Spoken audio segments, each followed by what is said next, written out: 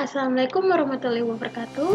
Perkenalkan, nama saya Aprilia Audia Risa, absen 7, kelas 11 T5, jurusan Teknik Jaringan Akses, yang berkaprodikan Bapak Arif Dwi Prianto.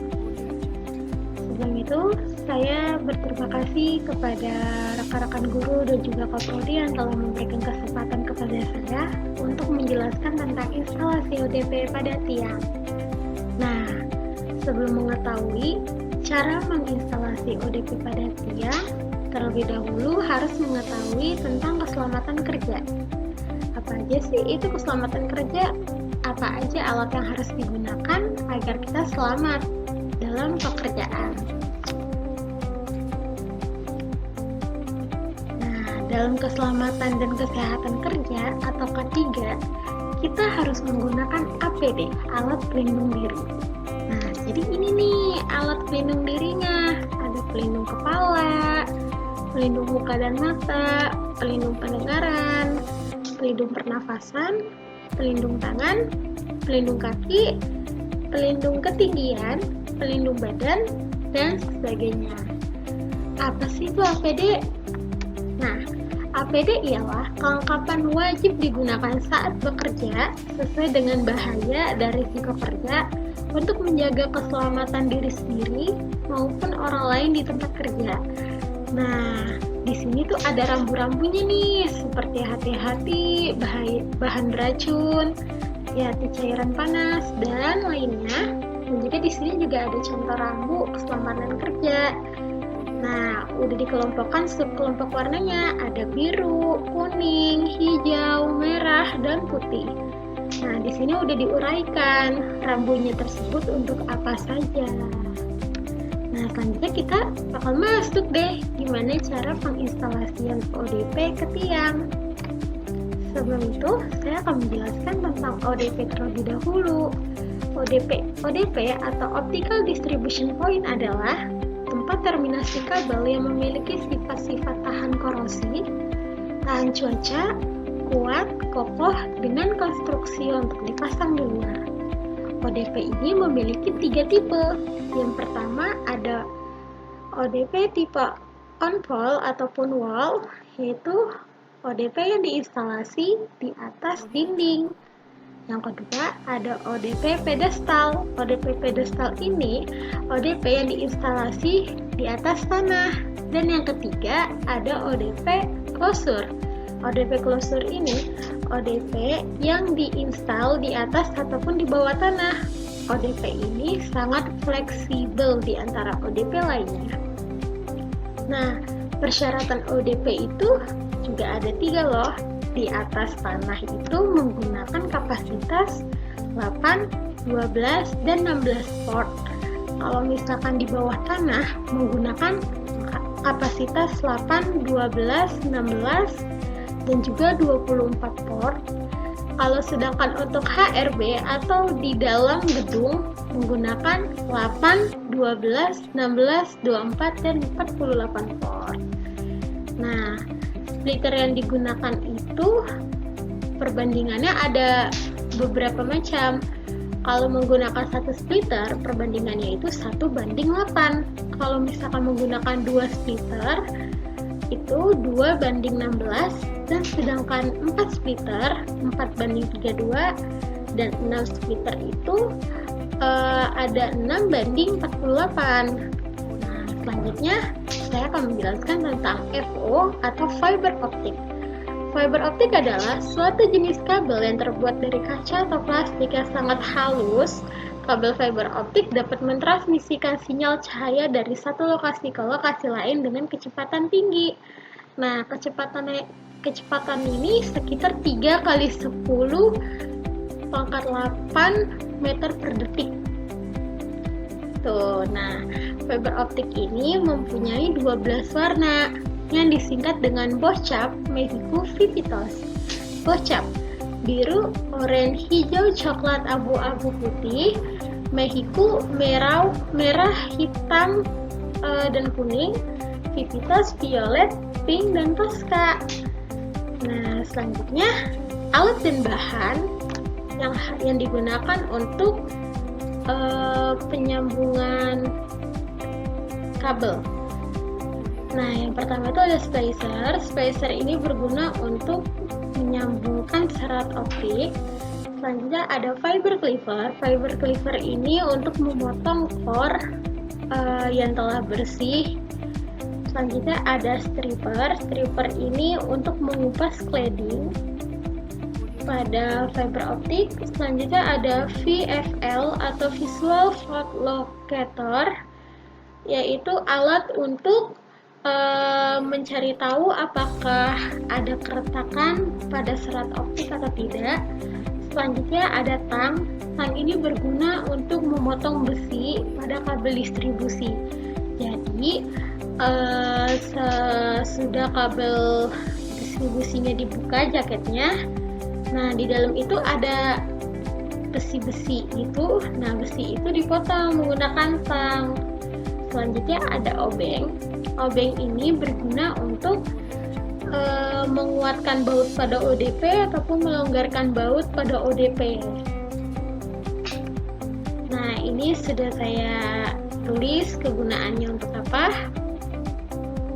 Nah, selanjutnya ada cutter. Cutter ini untuk menggunting lakban ataupun menggunting kabel. Maksudnya untuk memberi tanda sebelum kabel tersebut ditarik dengan benang nilon.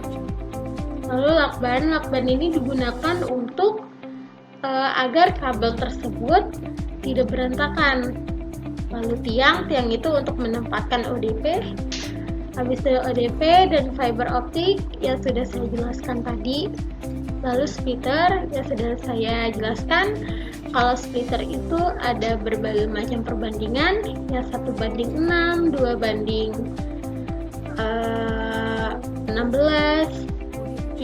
4:32, dan juga 6:48. Nah, ini juga sudah saya uraikan juga kegunaannya untuk apa. Lalu ada alkohol dan tisu. Jadi setelah claddingnya sudah dikupas menggunakan stripper, dibersihin tuh menggunakan tisu yang dibasahi dengan alkohol. Selanjutnya ada spiral. Spiral ini digunakan untuk lost loop yang tidak digunakan. Jadi setelah kabel distribusinya itu udah dibuka, jaketnya dibersihkan menggunakan bensin karena ada gel-gel di dalamnya, lalu dipilih salah satu lost loop yang akan digunakan. Yang tidak digunakan ditutup deh dengan spiral agar lebih rapi dan tidak berantakan. Selanjutnya ada slip protection. Slip protection ini berguna untuk menutupi atau menjaga serat yang telah tersambung menggunakan splicer. Nah, ini sudah saya uraikan juga kegunaannya. Selanjutnya langkah-langkah instalasi. Yang pertama, siapkan alat dan bahannya untuk menginstalasi ODP. Yang kedua, siapkan kabel distribusi, lalu kupas jaket kabel sepanjang 120 cm. Yang ketiga, setelah terkupas, cari benang nilon, beri tanda robekan kedua sisi kabel. Nah, beri tanda robekan kedua sisi kabel ini menggunakan cutter. Jadi itu kegunaan cutternya. Lalu tarik dengan benang nilon sepanjang 1,5 meter. Selanjutnya, potong benang-benang dan besi. Nah, jadi tang tadi itu digunakan untuk benang-benang dan besi yang ada pada kabel distribusi tadi. Bersihkan kabel tersebut dengan kain lap yang dibasahi bensin untuk menghilangkan gel pada kabel. Nah, siapkan ODP yang akan diterminasi. Lalu buka baut-baut yang ada di ODP, tujuannya untuk memasuki kabel yang telah dibersihkan tadi ke dalam ODP. Nah, jadi buka baut-baut yang ini menggunakan obeng. Itu kegunaan obeng. Lalu pilih salah satu lost loop yang akan digunakan. Lost loop lainnya dipasang dengan spiral agar lebih rapi. Spiral itu yang tadi, yang saya tunjukin tadi. Nah, yang ke-8, setelah kabel tersebut telah masuk ke ODP, rapikan kabel dengan cara di-bending, jangan sampai serat kacanya pecah. Lalu kembalikan lagi baut-baut pada tempatnya dan kencangkan agar kabel tersebut tidak keluar dari ODP. Habis itu pasang splitter dan konektor pada box ODP dan siapkan satu pigtail dan slip protection untuk disambungkan. Yang ke-10, kupas closed tube menggunakan cutter, pilih satu warna untuk disambungkan ke splicer. 11. Kupas cladding menggunakan striper lalu bersihkan dengan tisu yang telah dibasahi alkohol. Yang ke-12, setelah itu potong menggunakan fiber cleaver, lalu sambungkan cord dan pigtail ke dalam splicer. Setelah menyambung, taruh slip protection di tempat yang telah disambungkan. Panaskan dan tunggu motor splicernya berhenti dan angkat. Lalu bending core ke dalam kaset ODP. Selesai. Jadi itu langkah-langkahnya, dan ini hasil pekerjaan instalasinya. Nah, bisa dilihat bendingannya ini harus benar-benar rapi. Kalaupun nanti keluar-keluar kayak gini, bisa dilakban seperti ini. Tuh, ini hasilnya. Ini menggunakan splitter 1:8. Selanjutnya, kendala teknik yang dihadapi selama proses instalasi. Nah, yang pertama, pengubasan cladding kurang bersih. Yang kedua, membending kabel fiber optik. Yang ketiga, memotong core saat di fiber cleaver.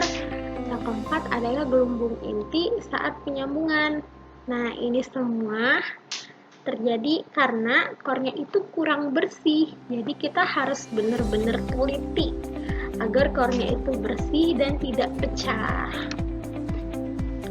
Nah, kesimpulan dan saran. Kesimpulannya, untuk melakukan penyambungan serat optik, core-nya harus benar-benar bersih ataupun tidak kotor. Dan juga dalam membending harus hati-hati agar serat optiknya tidak pecah.